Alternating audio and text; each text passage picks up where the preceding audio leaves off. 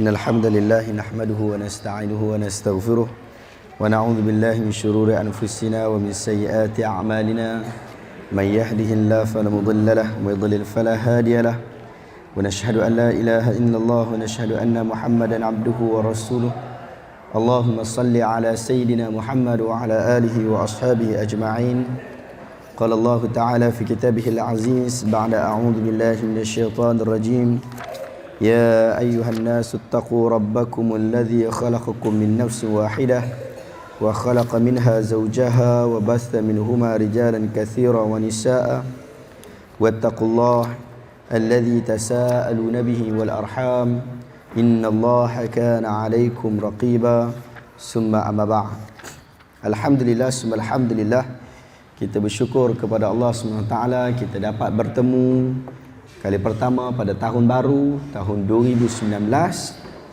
yang mana tahun ini kita tidak merayakan kehadiran tahun ini. Cuma daripada sudut pentadbiran, pengurusan, kita menggunakan kalender ini. Ini disebut sebagai kalender Gregorian yang berasal daripada Pope Gregorian. Jadi kita menggunakan kalender ini atas urusan pentadbiran semata-mata. Alhamdulillah, hari ini kita dapat bertemu untuk kali pertama. Dan sebelum saya sambung, nak bagi tahu lah, suara hilang, tertinggal kat KL.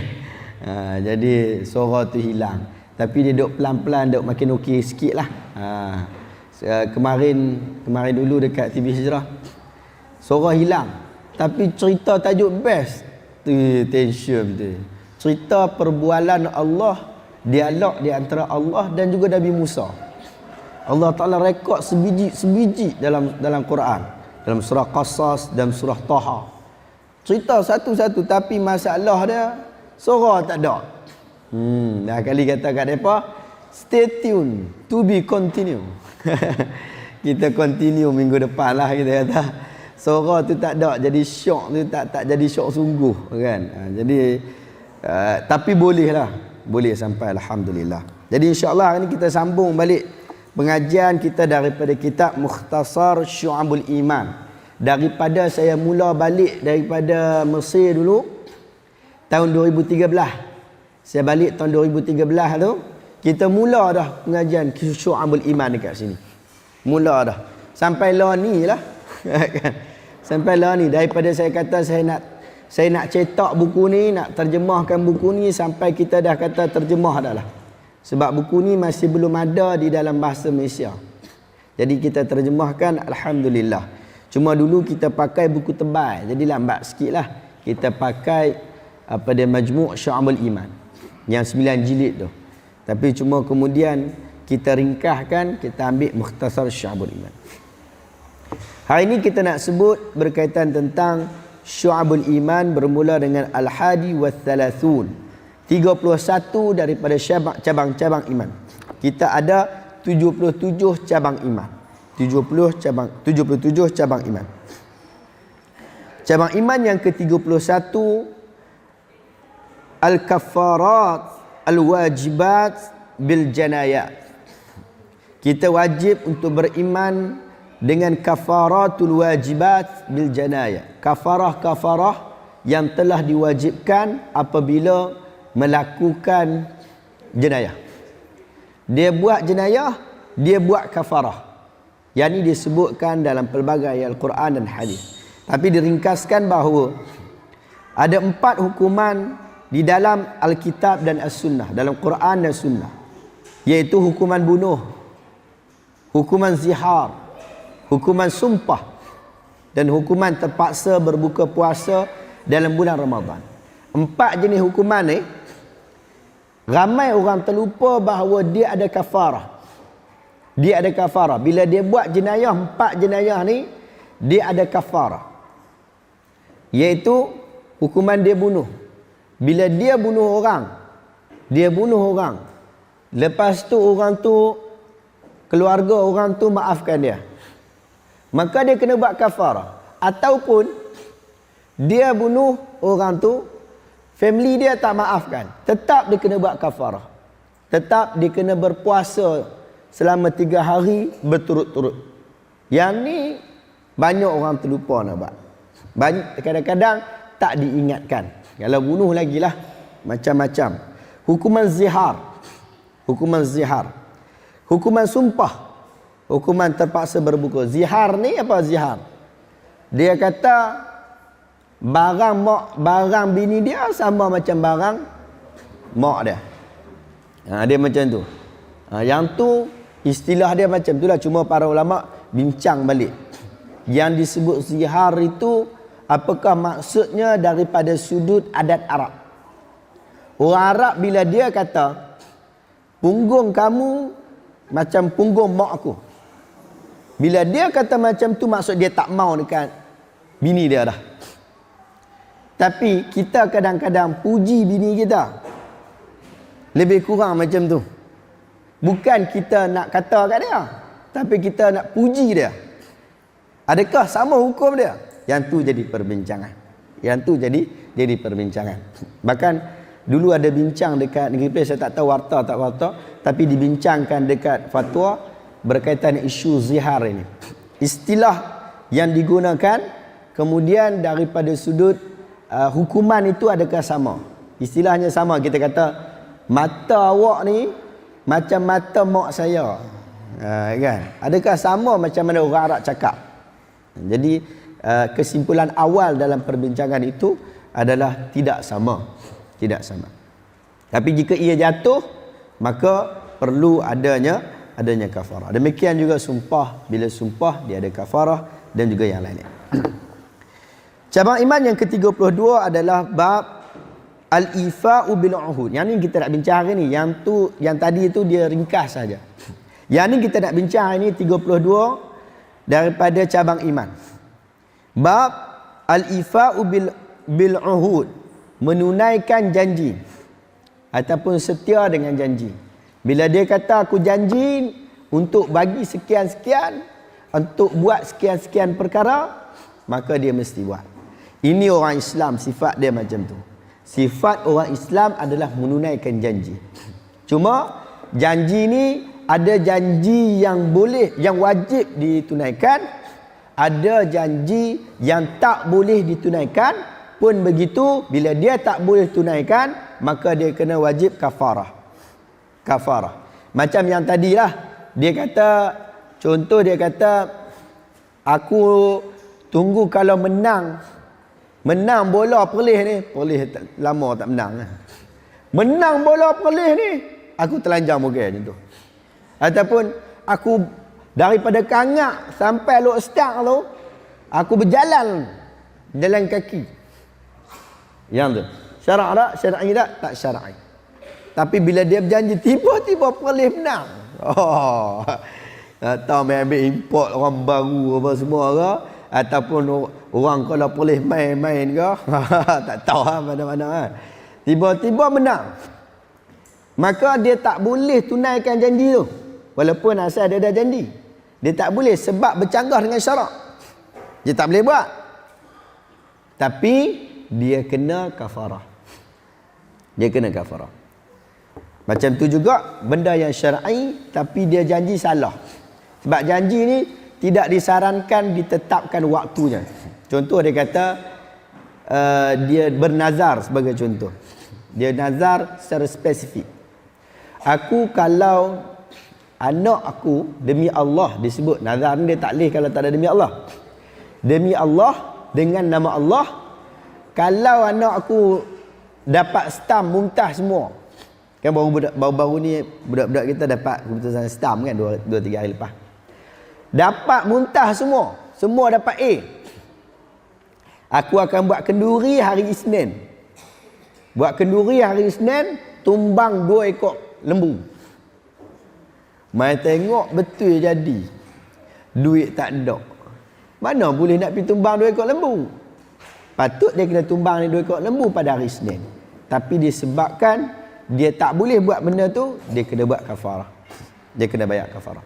Demikian jugalah keadaan kita. Sebab itulah para ulama kata tidak disarankan untuk mengkhususkan nazar.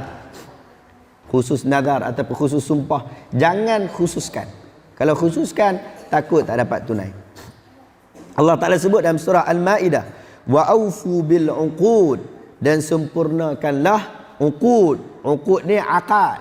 Akad kamu. Sempurnakanlah akad perjanjian kamu. Bila kamu dah janji macam tu, kamu kena sempurnakan. Sebab tu bila kita dapat perjanjian apa-apa, kita kena tengok dulu.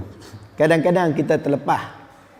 Kadang-kadang lepas habis perjanjian tu, orang nak ambil tindakan kepada kita berdasarkan kontrak yang kita dah sign, kita baru nak pergi bising waktu tu. Kan? Macam PTPTN lah. Orang dia pergi sign dah, nak bayar macam mana sekian semua, dia dah setuju lah. Tapi bila time nak bayar, dia tak mau. Dia tak mau ikut perjanjian tadi. So tak boleh. Tak boleh macam tu. Lepas tu kita kena baca betul-betul. Kita pun kadang kena reta kita. Reta kita kena tarik. Pasal apa hang tarik reta aku? Rupanya betul daripada sudut perjanjian. Oh, syok ayat maidah. Kan? Dari sudut perjanjian betul. Sebab tu kena tengok betul-betul. Saya memang suka tengok perjanjian. Bahkan dalam perjanjian yang kita selalu berinteraksi, kadang-kadang ada kontra. Selalu berlaku kontra. Kalau kita baca, memang akan ada kontra. Kod belah depan, dia sebut lain. Kod dalam, dia sebut lain. Sebab apa berlaku banyak kes macam tu? Sebabnya kod belah depan, dia memang buat benda yang baru lah. Dia janji dengan kita. Dalam tu yang dia copy paste lama punya.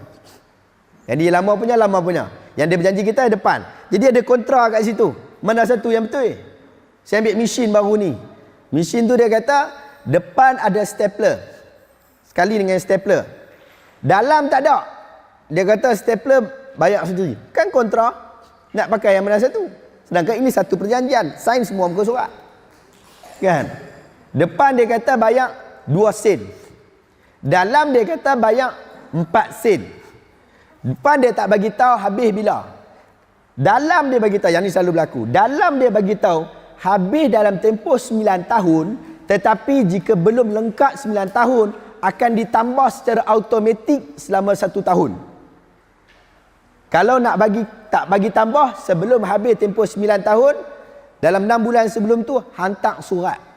Selalu kita tak baca. Tapi selalu benda macam tu berlaku. Benda macam tu berlaku. Jadi bila kita dah ada kontrak, kita dah sign kontrak berkenaan, kita masuk dalam kontrak itu. Kadang-kadang dengan adik-beradik pun jadi. Kita pinjam dengan dia pinjam dengan kita bagi duit dekat dia, kita bagi kontrak dekat dia. Kontrak perjanjian lah, kan? Sebab dengan adik-beradik pun kena bagi kontrak juga. Kena tulis juga perjanjian hutang ke atau sebagainya, perjanjian nak pinjam ke apa, kena tulis. Sunat untuk tulis. Bahkan sebahagian kata wajib pun untuk tulis pun. Dia tulis. Kalau adik-beradik lagi lah kan. Tak apa. Dia jadi tak apa. Makan celepah. Lain kali jadi macam tu. Tak boleh. Sepatut kita kena tengok macam tu. Term dia apa? Term dia bayar balik. Kalau pinjam tak boleh. Pinjam tak boleh bayar lebih. Kan? Pinjam, saya nak pinjam motor. Pinjam motor hang Ustaz? Boleh pinjam tak pergi balik. Bawa semula balik semula, bawa buh sekali dengan buh kali minyak penuh. Tak boleh tu. Tak boleh sebab kita pinjam motor. Bawa balik sekali dengan motor saja. Kalau dia bawa balik sekali dengan minyak, diwajibkan minyak itu, maka dia jadi riba. Senang lah. Hantaran 7. Dia bagi 7 hantaran. Bawa mai balik, kawan belah perempuan mesti lawan 9. Kan? Laki belah laki bagi 7, dia mesti berlawan 9. Riba. Itu disebut riba yang tidak disedari. Dr. Zarudin Abdul Rahman dia tulis dalam buku dia Fiqh Kewangan Islam tu. Dia sebut isu tu yang kadang kita tak perasan. Rupanya dia riba juga. Tapi perjanjian tu jika ia tidak berlanggar dengan syarak, mesti diikut betul-betul. Orang Islam macam tu, mesti ikut perjanjian. Melainkan perjanjian itu ada masalah. Bila ada masalah saja, kita tahu benda tu ada masalah. Tengah duk buat perjanjian, kita rupanya perjanjian ni riba. Waktu tu juga kena berhenti. Jangan duk tunggu sampai lah. Kita tunggu sampai lah. Tak boleh. Kita kena tunggu. Kita kena berhenti waktu tu juga. Itulah keadaan. Yang kita mampulah. Ada sebahagian yang kita tak mampu. Ittaqullah mastata'tum. Ibn Abbas radhiyallahu anhuma berkata, iaitu apa yang dihalalkan oleh Allah, apa yang dilarang oleh Allah, apa yang diwajibkan, apa yang dilarang dalam Al-Quran, semuanya. Semua kita kena tunaikan. Allah Ta'ala sebut lagi dalam ayat yang seterusnya, yufuna bin nadhr. Mereka yang dikurniakan dengan kesenangan itu kerana mereka menyempurnakan nazarnya. Bila kita janji dengan Allah, nazar ni dia mesti ada nama Allah kat situ. Dia tak boleh kata, tak apalah aku janji aku akan buat. Dia kata, kalau anak aku dapat SPM apa dia full A, aku tumbang kambing. Tak jadi nazar. Sebab tidak ada nama Allah di situ. Kalau dia sebut demi Allah ataupun dengan nama Allah ataupun wallahi wabillahi watallahi, bila dia sangkut dengan nama Allah, maka dia wajib untuk tunaikan. Tapi bila dia tak sangkut dengan nama Allah, dia tak jadi untuk tunaikan. Dia tak wajib untuk tunaikan. Tak wajib untuk tunaikan. Itu namanya nazar. Dulu ada satu buku yang diterbitkan oleh Telaga Biru bertajuk Al-Ustaz. Dia majalah.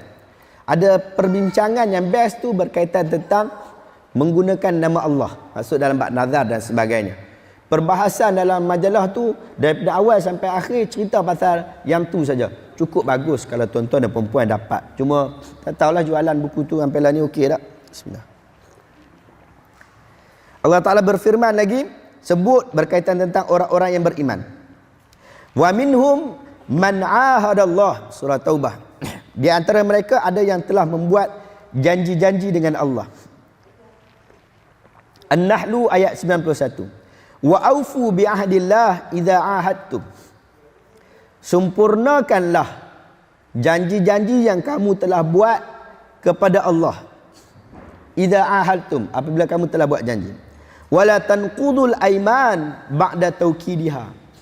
Jangan kamu merombak balik ataupun mencabuli sumpah-sumpah kamu, perjanjian-perjanjian kamu sesudah kamu taukidiha, sesudah kamu menguatkannya ataupun kamu dah bersetuju.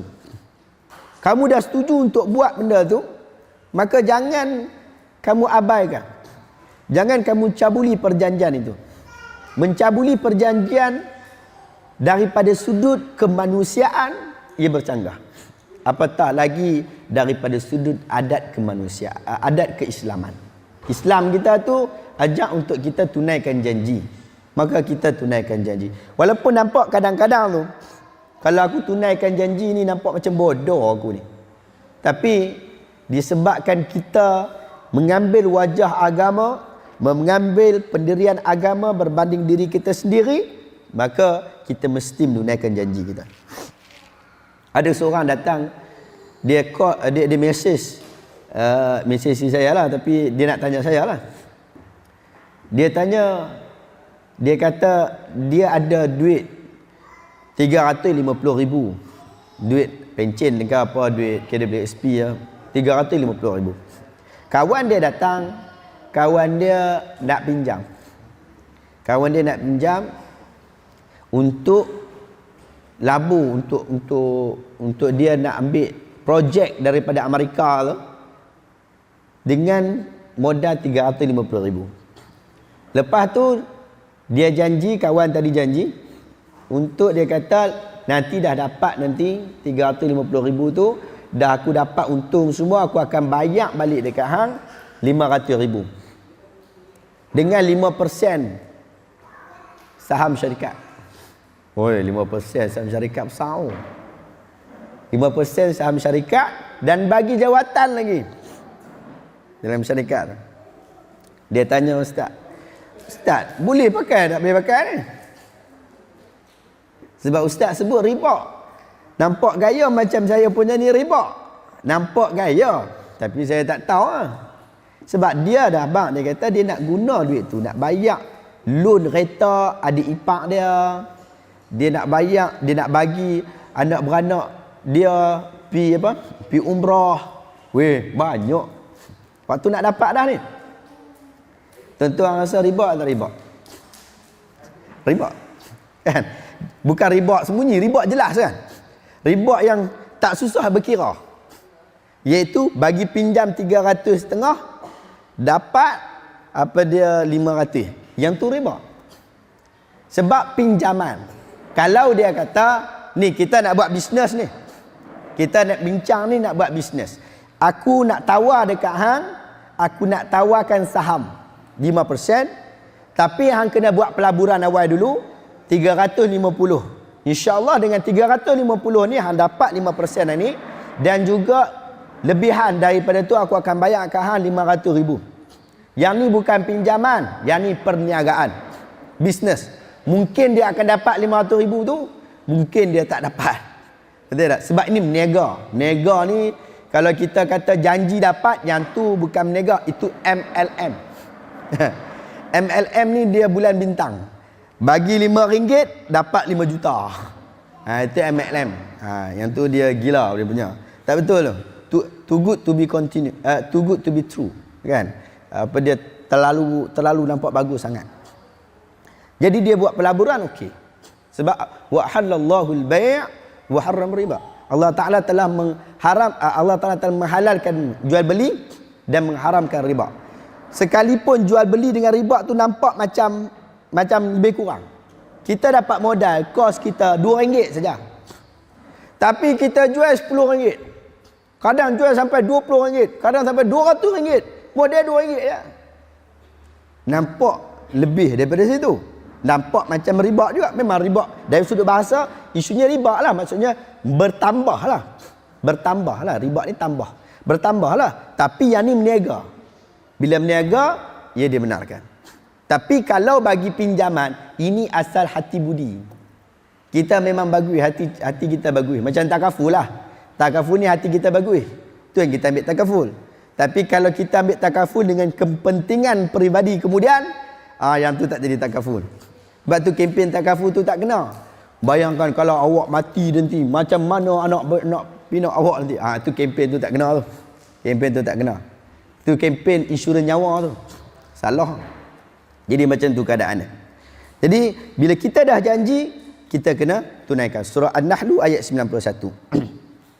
Dalam Sahih Al-Bukhari Ibn Mas'ud radhiyallahu anhu, dia kata, disebutkan satu hadis, likulli ghadirin liwa'un yaumal qiyamah. Nabi kata, likulli ghadirin, setiap pengkhianat dia mempunyai bendera dia sendiri pada hari kiamat nanti. Bendera yang dia bawa yang kata dia ni adalah pengkhianat. Yuqalu lahu hadhihi ghadratu fulan. Lalu dikatakan kepada dia, ini adalah bendera fulan-fulan. Yang dimaksudkan dengan ghadir di sini adalah mengkhianati, terutamanya di dalam perjanjian. Kita ada perjanjian, kita khianati perjanjian itu.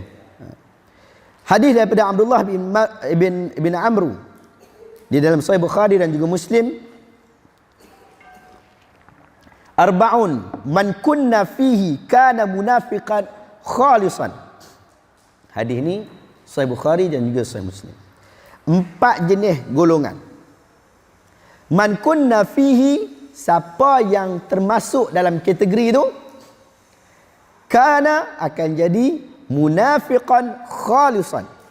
Akan jadi munafik betul-betul. Memang khalis, betul-betul. Tulen punya munafik. Bukan munafik sikit-sikit, munafik sungguh. Wa man kanat fihi khaslatun minhunna, barang siapa yang memiliki di dalam dirinya salah satu daripada sifat berkenaan, kanat fihi khaslatun minan nifaq hatta yad'aha idza hadatha kadzaba. Siapa yang memilikinya di dalam dirinya salah satu daripada sifat-sifat itu, maka pada dirinya terdapat salah satu sikap munafik sehingga dia meninggalkannya. Bila dia tinggal, baru hilang sifat munafik itu. Tapi bila dia masih lagi berada dalam hal berkenaan, maka dia betul-betul munafik. Pertama, idza hadatha kadzaba. Bila dia cakap, dia bohong. Cakap, bohong. Dulu kita dah sebut berkaitan tentang berhati-hati di dalam bercakap. Dia cakap, dia bohong. Bohong jangan buatlah. Kita jangan bohong orang. Jangan bohong orang. Sebab bohong akan mewarisi pembohongan yang seterusnya. Kejujuran mungkin nampak macam bodoh, tetapi kejujuran itu membawa kepada kebaikan yang seterusnya. Sekurang-kurang kebaikan adalah kita tidak perlu untuk berbohong lagi kemudiannya. Tapi bila kita bohong, kita kena bohong lagi. Kena bohong lagi. Sampai orang yang kena bohong tu kata apa? Dia ni memang pembohong. Idza hadatsa kadzaba. Bila dia cakap, dia bohong. Jangan jadi orang macam ni. Orang yang dikenali sebagai seorang pembohong. Dia cakap dia tak boleh percaya. Dia bagi riwayat saja, riwayat dia ni merapu. Orang kata ni merapu dia ni. Ustaz ni ustaz merapu. Kawan ni kawan merapu. Kawan aku ni aku kenal lama dah. Dia ni memang merapu cakap dia, tak boleh pakai. Jangan begitu. Wa idza ahada ghadara. Apabila dia berjanji, dia mungkiri janji dia. Dia khianati janji dia. Tadi sebut janji ni penting. Bila kita janji seorang, kita kena tunaikan. Ini adalah salah satu daripada cabang iman. Wa idza wa'ada akhlafa. Apabila dia janji, dia ingkari. Tadi dia berdusta. Kemudian bila dia janji, dia pegang janji tu, dia bercanggah dengan janji. Satu dia cabuli perjanjian tu. Satu lagi dia bercanggah dengan perjanjian. Yang satu dia tak mau buat perjanjian. Yang kedua dia nak buat yang sebaliknya. Kan kita janji untuk bagi 5%. Tiba-tiba tak ada janji, tak ada langsung dia bagi. Kan? Satu hal. Satu lagi dia kata mula-mula bagi 5%, tapi tiba-tiba bagi 1%. Semacam tu. Itu maksudnya akhlafa. Dia tukar janji tu. Wa idza khasama fajara. Apabila dia bertengkar, khasama dia bergaduh, dia buat satu benda, fajara. Dia caci orang. Bila bertengkar lah kan. Berkelain lah. Tapi berkelain jangan sampai tahap caci orang. Kita kadang bergaduh dengan orang, jangan sampai melampau. Melampau dia akan bawa kepada tahap dia mencarut. Mencarut tak boleh. Kita tahu mulut kita ni Allah Ta'ala bagi. Jadi jangan mencarut. Demikian juga hadis Uqbah bin Amir Al-Jahni dalam Sahih Muslim disebutkan, inna ahaqqa syurut ayyufa bihi mastahlaltum bihil furuj. Sesungguhnya perjanjian yang paling penting untuk ditunaikan ialah mastahlaltum bihil furuj, yang menghalalkan faraj, maksudnya mahar, mas kahwin tu. Kan ada orang duk kahwin dalam ni kan, biasalah, asal cuti saja kahwin, asal cuti je kahwin. Kan raya Cina, depa raya Cina baik-baik depa lah, kita raya kahwin kan. Mahar itu penting. Mahar adalah untuk isteri dan mesti beri mahar. Dan mahar itu biar sesuai dengan isteri itu. Kalau dia ni orang yang sesuai diberikan sebanyak RM10, bagi RM10 lah. Kalau dia sesuai dengan bacaan Al-Fatihah, bagi Al-Fatihah lah. Maksudnya kita ajak dia baca Quran, dia mungkin baru masuk Islam. Dia kata aku tak nak benda lain, aku tak tahu tentang agama. Hang ajak aku baca Quran, bagi boleh. Itu mahar, mas kahwin kau untuk aku. Jadi kita pun usaha untuk ajak dia. Tapi tak boleh waktu tu lala lah. Kahwin dulu, lepas tu barulah ajak dia. Macam mana Nabi Musa, dia kahwin dengan bini dia, dia punya mahar apa dia? Reja 8 atau 10 tahun. Kan? Pak mentua dia. Sebahagian kata pak mentua dia ni Nabi Syuaib. Sebahagian kata nama dia Syuaib, duduk kat Madian, tapi bukan Nabi Syuaib, kebetulan nama sama. Sebahagian kata dia bukan Nabi Syuaib, bukan nama Nabi Syuaib, nama dia lain. Tapi tak kisahlah, dalam Quran tak sebut pun nama siapa. Tapi cumanya pak mentua dia ni bagi dia kahwin, bagi Nabi Musa kahwin dengan salah seorang daripada anak perempuan dia, dengan 8 tahun kerja ataupun 10 tahun kerja. Nabi Musa kata aku tak akan lebih daripada perjanjian tu. Aku akan ambil perjanjian itu, aku setuju, dan aku tak akan lebih. Jadi macam tu. Boleh tak? Boleh, tak ada masalah. Kan? Boleh, tak ada masalah. Tapi dia kena tunaikan. Jadi macam itulah keadaan. Macam-macam jenis. Dia tak semestinya dengan duit saja. Dia mesti benda itu memberi manfaat. Yang memberi manfaat. Sebahagian memakruhkan sebagai ulama bakal yang kemudian ni memakruhkan bagi mahar ataupun mas kahwin dengan bacaan Al-Fatihah. Sebab apa? Kadang-kadang orang berleluasa buat benda tu, orang tu dah tahu dah baca dah. Dia tahu dah baca Fatihah dah. Lepas tu ambil bagi yang tu. Padahal sepatutnya mahar itu bagi benda yang berharga. Benda yang dia boleh simpan, benda yang dia boleh pakai, yang tu mahar. Adapun hantaran ni dia punya dia sebut apa? Hadiah lah. Hadiah bagi tak apa, tak bagi tak apa. Tapi cuba tak bagi hantaran tengok. Ingat sampai mati. Tapi macam tu lah kan. Hantaran dia hadiah saja. Jadi hadiah tak ada apa pun. Nak bagi tak bagi sudah. Demikian juga kenduri. Kenduri ni sunat untuk dilakukan, tak wajib untuk dibuat. Tetapi untuk nak bagi tahu ke orang, sebab itulah kebanyakan kita banyak dah belah lelaki tak buat, pergi buat belah perempuan saja. Tak apa, tak ada masalah. Tapi cumanya bila buat belah perempuan saja, tanggungan tu pada siapa? Tanggungan tu pada family perempuan lah. Bukan pada lelaki. Ya kan? Tapi bila dia paksa lelaki tu untuk buat, itu masalah. Tapi cuma dia bincang awal dah, boleh tak kalau buat rumah kita, tapi cumanya bagilah duit sikit, tolong ni sikit, boleh tak? Kalau boleh dia kata okey. Ataupun dia buat kira hantaran awal. Ya, mas kahwin awal. Dia kata kami ni nak bagi hang kahwin boleh, tapi kami ada adik-beradik ramai. Kita lagi ramai kan, belah-belah sini dengan belah Siam lagi nak main nak turun ni. Jadi ramai adik-beradik kami, mesti nak kena buat kenduri. Jadi kita punya mas kahwin kita tu sekali dengan wang kenduri kita. Yang tu okey lah, tu tak ada masalah lah. Tu tak ada masalah. Ataupun kita kata untuk nak bagi jabu, jadi mas kahwin dia yang tu. Tapi mas kahwin ni mesti dipersetujui oleh perempuan tu. Lah ni kadang-kadang mas kahwin pun kadang dia tak dapat, dan hantaran pun dia tak dapat. Macam tu. So masalah kita. Kadang kita ni tuan-tuan dan perempuan, kita bergelap dengan duit ni banyak sangat. Kan? Kadang kita rasa orang nampak kita teruk bila kita tak ada duit. Kan? Jadi kita kadang duit tak ada, tapi nak berbenggah banyak. Duit tak ada pun, kawan budak tu baru fresh graduate. Fresh graduate, kalau doktor pun baru gaji permulaan 2,000. Kan? Kalau doktor ni, baru lagi. Kan? Yang lain lagi lah, fresh graduate, baru lagi. Baru kerja. Dah minta sampai 25,000. 25,000, ya Allah, banyak. Kalau ada umur 30, 28, boleh kira kot. Minta 25,000, dia pun mungkin dah stabil dah.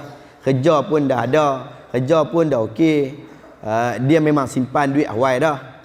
Okey lah 25,000. Tapi kalau semua kita nak kata 25,000, kak dia dulu boleh bagi 25,000, takkan adik dia tak boleh bagi 25,000? Tak boleh kira macam tu. Kita kira yang mana bagi mudah. Kalau kita tak mau, kita cakap kita tak mau lah. Tapi kadang-kadang kita tak mau, kita nak berlapik, kita cakap lah kat dia 25,000, kita pun tahu kondisi dia memang tak boleh bayar punya. Kan? Kita kata kat dia 25,000, tapi jenis orang moden ni dia tak pernah nak faham. Kan? Bakal Pak Mentua dia kata 25,000. Pak Mentua dia tak mau, tu dia kata 25,000. Tapi cumanya dia tak faham, dia pergi buat loan. Banyak budak-budak kita kahwin buat loan. Banyak. Orang dekat-dekat kita pun pergi ambil pinjaman peribadi untuk yang tu. Zaman Piramli lagi dah. Ada tak? Pinjam dekat ni apa? Apa dia panggil apa tu? Penggalian. Pokok tak ada, bunga tak ada. Asyik duk bayar saja. Anak dah besar-besar lah. Anak dah besar-besar. Tapi hutang tak settle-settle lagi. So benda tu berlaku dalam masyarakat kita. Apabila kita tak memastikan hal berkenaan. Lepas tu dalam hadis riwayat Muslim ni dia kata, benda yang utama untuk ditunaikan adalah mahar itu, mas kahwin tu. Jadi mas kahwin tu, pastikan orang lelaki tu dia nak bersetuju tu, dia mesti tahu dia mampu. Kalau tidak, jenuh. Dia mungkin boleh menjadi raja sehari, kemudian papa berhari-hari. Ya, kan? Hari-hari lain tak boleh. Duit makan pun tak ada. Ya, kan? Sebab bagi macam tu. Cabang iman yang ke-33, banyaknya nikmat Allah Azza wa Jalla dan kewajipan mensyukuri nikmat ini. Ini juga sebahagian daripada keimanan. Allah Ta'ala sebut qulil hamdulillah. Sebut alhamdulillah. Sebut alhamdulillah. Kita sendiri kita sebut alhamdulillah. Selalu sebut alhamdulillah. Sebab ini adalah perintah Allah dalam surah Isra ayat 111. Isra 111. Qulil hamdulillah. Sebutlah alhamdulillah. Banyak kita dapat apa yang berlaku pada diri kita, alhamdulillah. Dalam surah An-Nahl ayat 18, wa in ta'uddu ni'matallah la tuhsuha. Hang nak fikir nikmat Allah Taala bagi dekat hang, confirm tak boleh kira. Kita sebut tadi alhamdulillah. Kita sebut satu perkataan alhamdulillah. Tapi waktu kita sebut alhamdulillah tu, Allah Ta'ala bagi nikmat kita, berjuta nikmat kita tak boleh kira. Waktu kita sebut tu, dengan nikmat suaranya, dengan nikmat kekuatan menyebutkannya, dengan nikmat sel-sel yang bergerak, dengan nikmat suasana yang sesuai, macam-macam nikmat. Pada waktu sesaat kita sebut alhamdulillah. Satu saat dia kita sebut alhamdulillah. Tapi nikmat Allah makin bertambah duduk lagi dekat kita. Sebab itulah tuhsuha. Hang tak mampu nak kira. Kita tak boleh balas apa yang Allah Ta'ala bagi. Tak mampu kita balas Allah Ta'ala bagi. Tapi kita mampu untuk mengikuti apa yang Allah Ta'ala beri kepada kita, wajibkan kepada kita atas kemampuan kita. Wa amma bi ni'mati rabbika fahaddits. Apapun nikmat Allah, ceritakanlah kepada orang. Ceritalah, sebutlah. Fahaddits di sini disebutlah. Sebutlah nikmat Allah tu. Sebutlah dengan mensyukuri nikmat Allah. Allah Ta'ala berfirman, fadhkuruni adhkurkum washkuruli wala takfurun. Allah Ta'ala pesan sungguh dalam surah Baqarah ayat 152. Hampa ingat aku, fadhkuruni. Hampa ingat aku ingat hamba. Ingat aku ingat hang. Kita ingat Allah, Allah ingat kita. Kita tahu siapa pun tak duduk dengan kita, tak ada manusia pun duduk dengan kita, tapi kita kena tahu Allah Ta'ala akan duduk dengan kita. Allah Ta'ala akan sentiasa ada dengan kita dalam keadaan kita mengingati Allah. Susah benda ni. Kadang kita susah, hidup kita sempit, orang nak ambil tindakan kepada kita, orang nak buat zalim kepada kita. Kita pergi minta bantuan sana, kita pergi minta bantuan sini, tak ada orang nak bantu kita. Tapi Allah ada. Kita ingat Allah, Allah ingat kita. Washkuruli wala takfurun. Oleh itu hang bersyukurlah kepada aku. Jangan kufur nikmat. Jangan kufur dengan apa yang aku bagi. Maksud kufur di situ adalah tidak mentaati perintah Allah. Disebutkan oleh Imam Bahaqi, demikian juga lain-lain perkara yang Allah Ta'ala anugerahkan hambanya dan dia telah mengingatkan mereka dengannya di dalam Al-Quran. Banyak lagi lah ayat-ayat yang menyebutkan tentang mensyukuri nikmat Allah. Kita masuk bahagian hadis. Dalam Sahih Al-Bukhari, Abu Dhar radhiyallahu anhu dia cerita, dia kata, kana Rasulullah sallallahu alaihi wasallam idza akhadha madja'ahu min al-lail, bila dia nak tidur, dia mengambil tempat tidur, maksud dia nak tidur, dia baca apa? Bismika amutu wa ahya.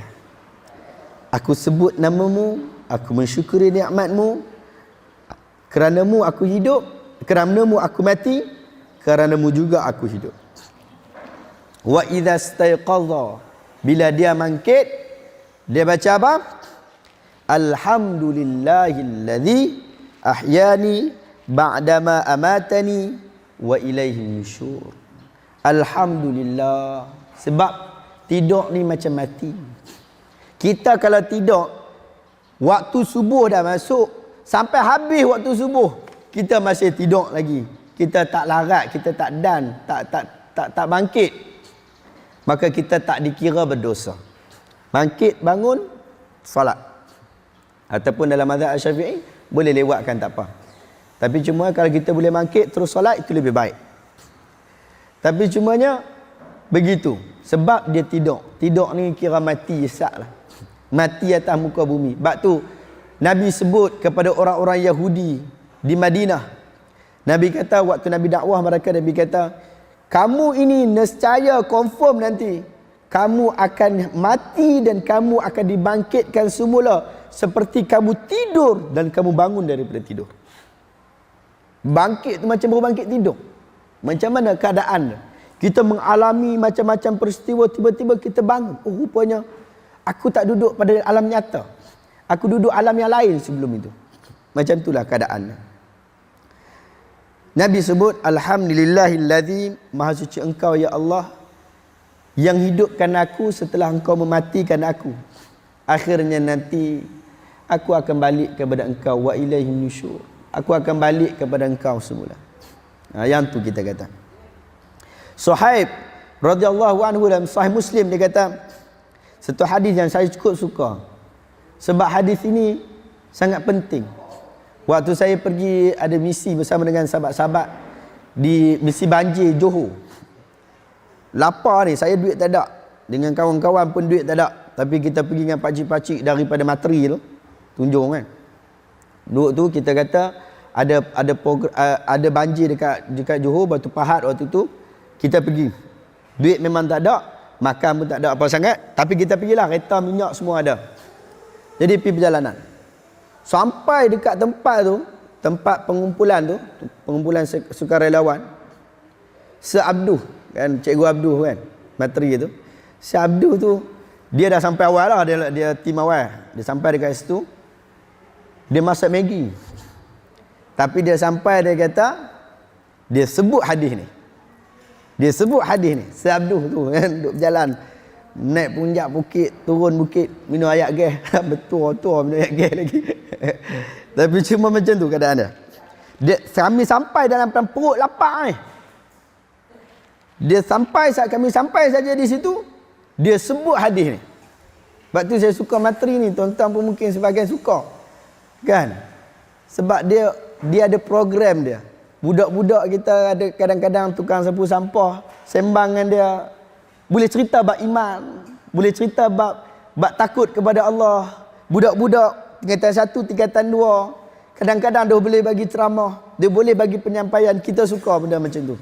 Saya pun terkejut dulu masuk sekolah Johor, tiba-tiba masuk Materi SAT untuk ambil tingkatan 6, nak ambil STAM, masuk SAT.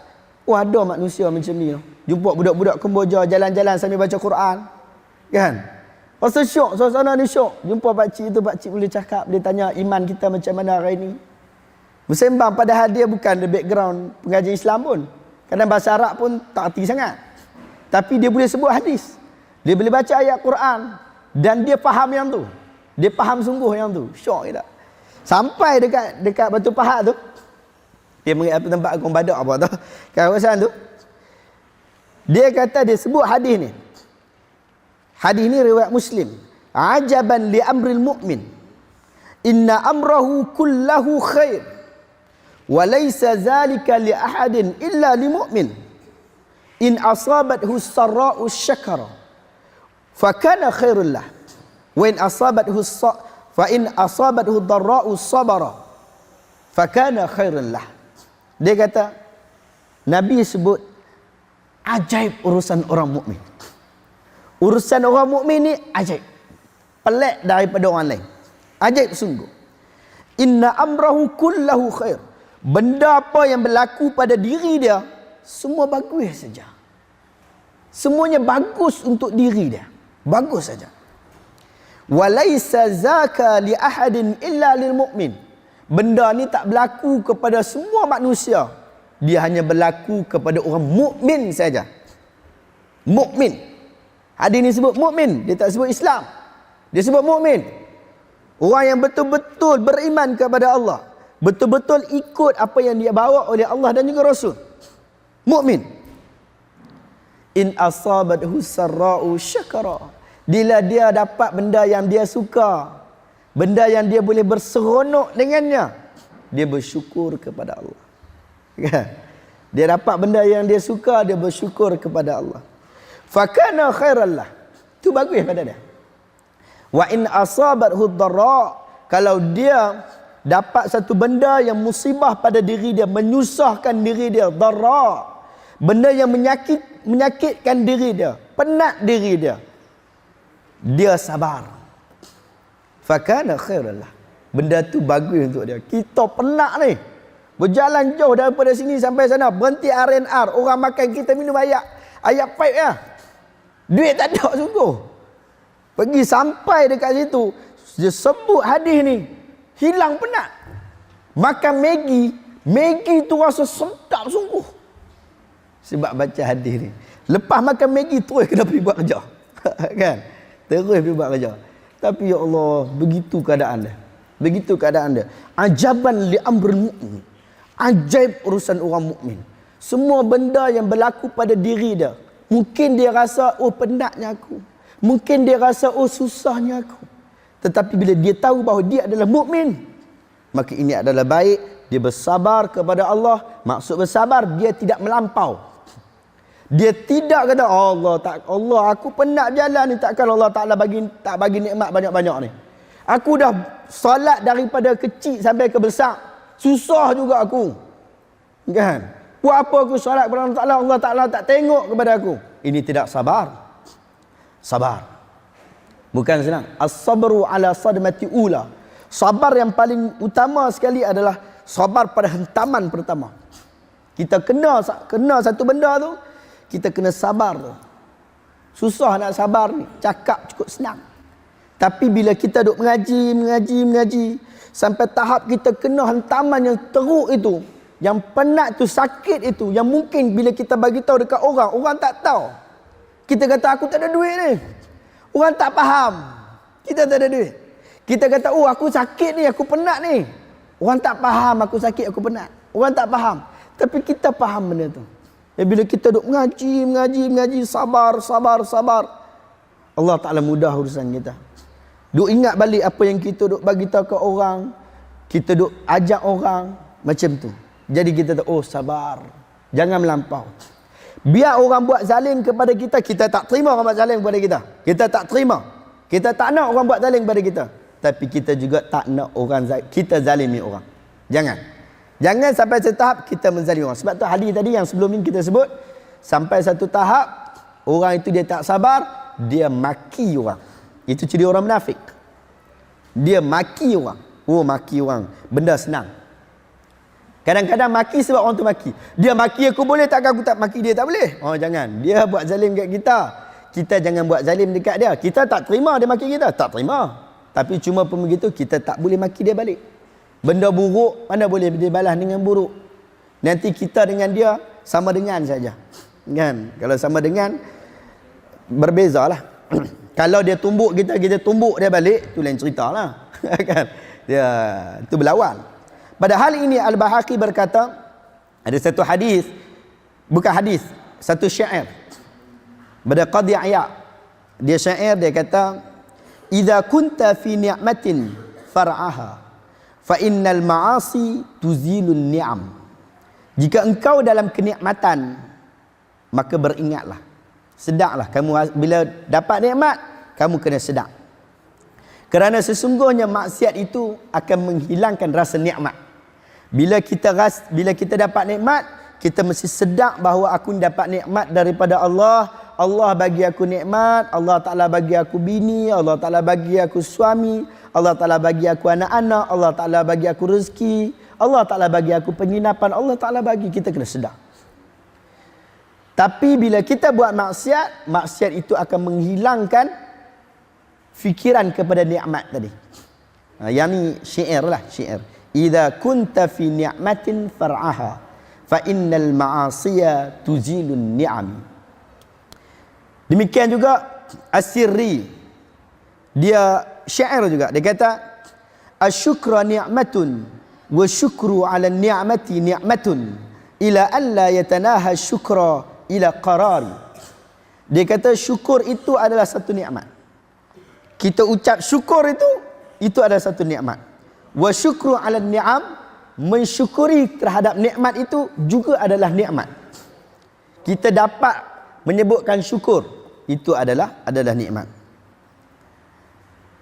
Sehinggalah tidak ada yang menghentikan kesyukuran itu, melainkan ia sentiasa disebutkan. Syukur itu sentiasa sebut. Maksudnya kita sebut alhamdulillah. Kita lepas salat kita baca subhanallah, subhanallah, subhanallah. Alhamdulillah, alhamdulillah, alhamdulillah. Kita bukan takat sebut kat mulut kita, tapi kita memang maksudkan. Apa yang kita sebutkan, kita maksudkan. Kita sebutkan aku bersyukur kepada Allah. Memang kita bersyukur kepada Allah. Satu lagi syair yang disebutkan oleh Imam Baihaqi. Dia kata, "Idza kana syukri ni'matullahi ni'matan 'alayya lahu fi misliha yajibu syukuru wa famali 'udhrun ghaira anni muqassirun wa 'udhri iqrari bi an laysa li 'udhrun." Dia kata, jika kesyukuran terhadap nikmat itu ialah nikmat, wajib ke atasku bersyukur dengan yang seumpama dengannya. Tidak ada alasan bagiku, melainkan sesungguhnya aku ialah sileka. Maksud dia, bila dia tak syukur, maksudnya dia kena sedar bahawa dia dalam keadaan yang leka. Wa udhri iqrari bi an laysa li udhrun. Alasanku cumalah pengakuanku bahawa keuzuran bagiku adalah tiada. Maksudnya tak ada alasan lagi lah untuk tidak bersyukur kepada nikmat Allah. Kita bersyukur nikmat Allah. Nak sebut syukur tu susah. Dia bukan sekadar syukur dengan sebutan, tapi syukur dengan perbuatan. Syukur dengan anak-anak, dengan kita buat baik dengan anak kita. Usaha untuk baik dengan anak kita. Bersyukur dengan isteri kita, bersyukur dengan suami kita, dengan jalan kita buat baik kepada dia. Kalau kita buat salah kat dia, kita kena fikir cepat-cepat. Kita kena bersyukur cepat-cepat. Bila kita bersyukur, kita bertaubat kepada Allah, lalu kita semula berbuat baik kepada orang yang kita sayang dan kita kasih. Itu syukur. Syukur ini dengan jalan mentaati perintah Allah. Yang disebut lawan kepada syukur adalah kufur. Dia disebut kufur nikmat dan syukur nikmat. Kufur nikmat ini dia mengkufuri, dia tidak bersyukur terhadap apa yang Allah Ta'ala bagi dengan jalan membuat maksiat. Dia buat maksiat, dia tak syukur. Buat maksiat zina, dia tak bersyukur dengan kemaluan yang Allah Ta'ala bagi kepada dia. Nikmat kemaluan yang Allah Ta'ala bagi kepada dia. Dia bercakap dekat orang, dia cakap teruk, hina orang. Kritik, bukan takat kritik, hina orang. Kan? Hina orang, kutuk orang, dia tak bersyukur dengan nikmat mulut, lidah yang Allah Ta'ala bagi kepada dia. Suara ni nikmat. Dia tak hilang suara ni, ya Allah. Kan? Macam hilang nikmat. Memang susah. Nak cakap pun susah. Habis ni. Apa dia, urat naik habis dah. Suara tak keluar lagi. Urat naik habis macam-macam dah. Nikmat suara. Kita guna suara pada perkara kebaikan. Moga-moga Allah Ta'ala bagi kebaikan kepada kita. Kadang-kadang kita guna pada keburukan, kutuk orang, keji orang, membawang, kan? Duk menggosip dia bagai. Yang ni tak bersyukur terhadap nikmat. Tak bersyukur terhadap nikmat. Ini nikmat semua Allah Ta'ala bagi. Kita ni kena bersyukur kepada Allah. Kita sayang kepada Allah. Dalam hadis Bukhari dia kata apa? Apa dia, anak kamu Allah Ta'ala bagi.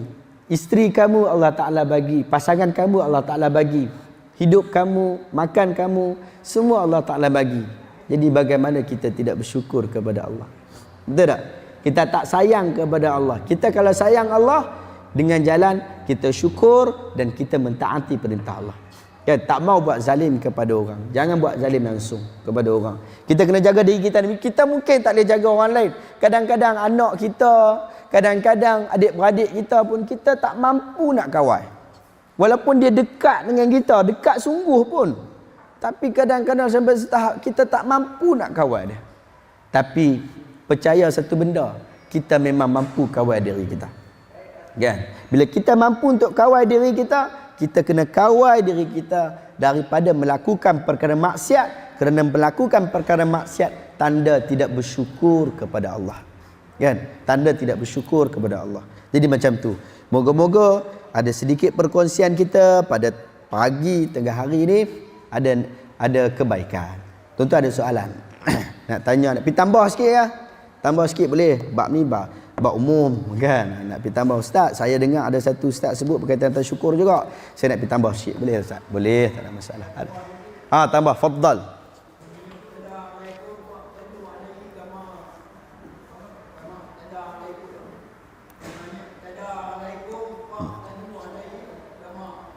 Alaikum.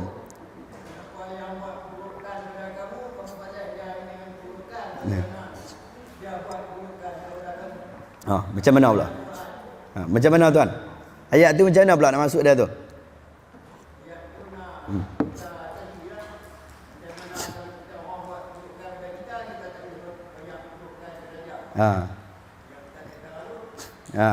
Kalau orang buat keburukan kepada kita, kita balas buruk dengan dia. Kalau dia buat baik dengan kita, kita balas baik dengan dia. Mungkin balas baik tak ada masalah. Yang balas buruk tu macam mana? Apa ulama tafsir sebut yang tu? Apa maksud yang dimaksudkan dalam ulama tafsir dalam bab tu? Adakah dia maki kita, kita maki dia balik? Dia kata dia mencarut kita, kita mencarut dia balik. Adakah maksudnya begitu? Kalau dia pukul kita, kita pukul dia balik, okey. Sekarang ni dia caci kita, kan? Dia kata pasal mak kita ke? Kita kata balik kat mak dia, pasal mak dia, boleh? Boleh tak? Tak boleh. Sebab tu dia ada had di situ. Yang dimaksudkan dengan ayat berkenaan, dia ada had. Had untuk membuat keburukan kepada orang apabila orang itu melakukan keburukan kepada kita. Sebab tu contoh yang diberikan, bila dia tumbuk kita, bukan kita tumbuk dia. Bila dia tumbuk kita, kita tumbuk dia balik. Bila dia pergi penampak kepada kita pergi penampak kepada dia balik. Tapi atas kadar itu sahaja. Adapun jika ia membawa keburukan yang lebih besar, kita tidak boleh melakukannya. Apatah lagi di kawasan kita, di tempat kita, kita mempunyai penguat kuasa. Kita ada polis, kita ada tempat yang kita boleh lapor. Jadi takat berkelain saja, berkelain mulut dia pergi tampak kepada kita, kita jangan tampak dah boleh. Sebab kita ada penguat kuasa yang boleh tampak lagi teruk pada tu. Kan? Bagi penguat kuasa yang boleh tampak kepada dia. Tapi cuma bila kita memang tengah berkelain, bergaduh sungguh ni, dia memang datang ke rumah kita, penampak kita, maka tampak balik. Seperti mana yang berlaku kepada Nabi. Nabi apa pergi tampak malaikat? Nabi Musa pergi tampak malaikat. Dia penumbuk kan, dia penumbuk malaikat. Kawan masuk daripada depan, dia kata aku akan ambil nyawa orang. Kawan tak tahu apa penumbuk boleh. Kan? Yang tu dia jadi kes macam tu lah. Main-main cari bergaduh. Dia bukan tahu tu Nabi. Sebab tu dia jadi penumbuk. Kalau dia tahu tu Nabi, dia tak. Dia tak tahu tu apa dia malaikat. Kalau dia tahu tu malaikat, dia tak penumbuk lah kan. Jadi macam tu lah kadang-kadang. Macam tu juga berlaku dalam banyak hal. Tapi atas kadar, atas kemampuan itu. Tapi cuma bila dia melampaui daripada had berkenaan, tak boleh. Ataupun sebagian ulama kata, kita kalau dia kata dekat kita, hang ni teruk lah, buruk makyai lah. Macam-macam lah dia sebut kita kan. Macam-macam dia kata. Kita boleh sebut balik kepada dia, walaka. Hang pun macam tu juga. Boleh sebut macam tu. Hang pun macam tu juga. Macam tu saja. Tapi nak sebut balik benda tu, ini bukan bahasa orang mukmin. Kan? Ini bukan bahasa orang mukmin, tapi sebut walaka, hang pun macam tu, yang tu kadar yang dibenarkan di dalam agama. Tapi kita pun kena sedar, kita pergi sebut macam tu jadi masalah lagi besar. Tak jadi masalah, janganlah sebut begitu. Betul tak? Sebab yang Nabi sebut, iyyakum wa muhqaratiz dzunub. Jaga kamu dengan dosa-dosa yang kecil. Dan akhir pada hadis berkan dia sebut muhqaratiz dzunub ni, dia boleh membakar sehingga kepada dosa yang besar. Maksud benda asal kecil boleh jadi besar. Macam itulah kan. Cuma kita tengok keadaan dah. Mana kita boleh jawab, kita jawab. Mana yang tak boleh jawab, tak apa, kita kata walaka ke ataupun seumpama dengannya. Setiap keadaan itu mungkin berbeza daripada sudut masa, tempat dan juga keadaan. Kan? Orang datang rumah kita, dia nak main rompak kita. Tak apalah, silakan. Dah tak boleh, mana boleh. Kan? Nak tunggu panggil polis, mana Dan nak ambil capai telefon. Dan pergi penajang dia sekali dulu. Yang tu lain cerita. Sebab tu dia berbeza mengikut masa dan tempat dan keadaan. Apa yang penting dalam perbahasan secara umum ini ialah seorang Muslim mesti menjaga peribadi Muslim. Kalau orang Muslim buat satu benda nampak tak cukup Islam, itu jadi masalah. Itu jadi masalah. Baru ni orang duk mengata saya dekat apa dia Facebook, sebab isu kita terbitkan buku apa, Usul Salasah, Syarah Usul Salasah oleh Syekh Muhammad bin Abdul Wahab. Oh kelia, Wahabi saja. Saya pergi kempen buku ni dekat apa dia, dekat TV Al Hijrah minggu lepas. Minggu ni pun ada juga. Minggu lepas kempen buku ni kat TV Hijrah, terus keluar. Hari tu pagi tu saya kempen, petang tu terus keluar. Padahal dia siaran langsung saja, dia tak ada ulangan pun. Dia orang memang ambil sungguh. Kan? Yang tu dia kembali, dia kata ini kempen Wahabi lah apa semua kan. Lepas tu macam-macam dia kata. Saya pun komen lah, saya kata saya ni memang penerbit buku. Kalau awak rasa awak punya akidah paling bagus sekali, keluarkan satu buku, saya nak terbitkan. Dia padam komen. Dia padam komen. Tak apalah, kita tak kisah, tu rumah dia. Tapi cumanya kita kata dia kutuk kita nak balas apa balik ke dia? Kita nak balas apa balik kepada dia? Kadang-kadang kutukan tu jauh sangat. Dia kata ini Azhari celuk, Azhari tak bagus, tak betul, canggah dengan apa? Dengan prinsip apa dia Asy'ariyah dan sebagainya lah. Macam-macam DLL lah dan DLL. Kita nak balas apa dekat dia? Kita nak balas apa? Kalau kita balas satu benda yang akhirnya bertambah lagi dosa yang dia buat ataupun bertambah dosa kita, ini rugi. Mungkin bagi dia tak rasa rugi, tapi bagi kita rasa rugi. Rugi buat dosa benda yang tak patut buat dosa pun. Betul tak? Jadi tak payah panjangkan benda tu. Tak payah panjangkan benda. Saya bawa juga ni buku Usul Salasah. Buku Usul Salasah, boleh pergi tengok buku Usul Salasah tu macam mana. Dia syarah PIS, apa dia Pustakaan Ilmu Sunnah tak? PIS lah, PIS. PIS dia terbitkan matan yang pendek tu, kecil tu. Kita terbit syarah oleh Ibn Utsaimin. Jadi kita tengok berkaitan tentang perbahasan akidah. Jadi kita bawa belakang tu, boleh tengok ada buku-buku baru. Biasa boleh tengok macam mana buku baru ni. Kalau dia tutup dengan plastik tu, minta tu abang tu buka. Boleh buka ni risau. Bila tengok buku dalam plastik memang boleh buka ni risau. Boleh buka, boleh tengok. Wallahu ta'ala alam. Boleh ke nak? Boleh tu nak pinat lah. Jadi insya-Allah pada bulan hadapan, insya-Allah Allah Taala bagi kelebihan masa kepada kita. Insya-Allah kita akan masuk kepada isu amanah dan perkara yang wajib ditunaikan kepada yang berhak. Demikian juga kemuliaan jiwa serta jenayah terhadapnya. Kita akan masuk bab keimanan seperti itu. Moga Allah Taala berkati kita, Allah Taala ampunkan dosa kita, Allah Taala jadikan kita orang soleh. Moga-moga ada doa yang Allah Taala makbulkan sepanjang kuliah kita hari ini. Moga Allah Taala Allah Taala tarik daripada jiwa kita, hati kita, kehidupan kita, masalah yang ada dalam hidup kita ini Allah Taala tarik, kesukaran Allah Taala tarik, dan akhirnya Allah Taala hidup kita dalam Islam, dalam iman, mati kita dalam Islam dan iman, dan akhirnya kita akan bersama dalam syurga yang kita idam-idamkan. Wassallallahu ala sayyidina Muhammad wa ala alihi wa ashabihi ajma'in. Assalamualaikum warahmatullahi wabarakatuh.